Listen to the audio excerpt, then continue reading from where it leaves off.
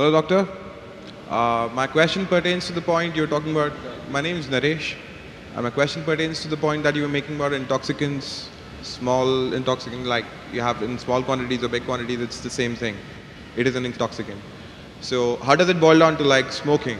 Like it's a small intoxicant, like whatever high you have, it's for like 5 seconds, 10 seconds. How do I convince a Muslim friend of mine who says that's a gray area? There's nothing like, it's not permitted, but it's not banned, or it's not totally not allowed as such. MashaAllah, our non-Muslim friend Naresh wants to convince his Muslim friend I that smoke as well.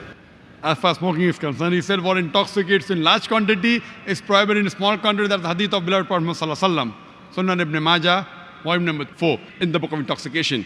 Book number 30, hadith number 3392. But this, as far as smoking is concerned, all type of smoking is not intoxicants.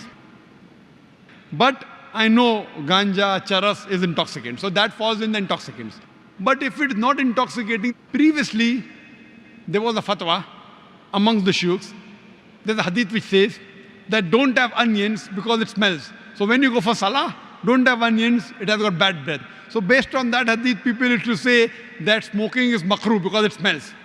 Because of lack of knowledge of science. Today, we have come to know that tobacco, in any form, smoking, chewing, etc., is the second largest cause of death.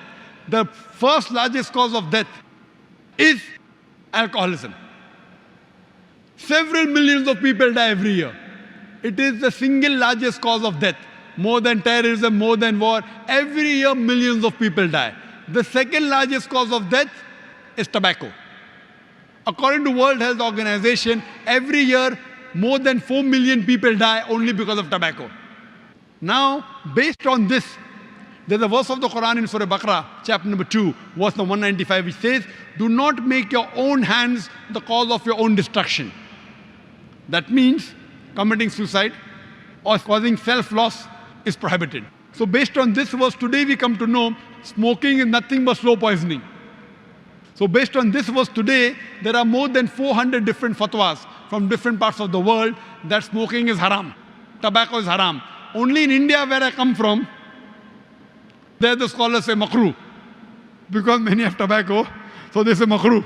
But today, Saudi Arabia, Egypt, many parts of the world, there are more than 400 fatwas saying that smoking and tobacco in any form, nicotine is haram. So Islamically today, smoking is haram based on the verse of the Quran, Surah Baqarah chapter 2, verse number 195. Do not make your own hands the cause of your destruction. So tell this to your friend, give the reference of the Quran, inshallah he'll be convinced if he's a good Muslim. What you call is, there is no God except Allah.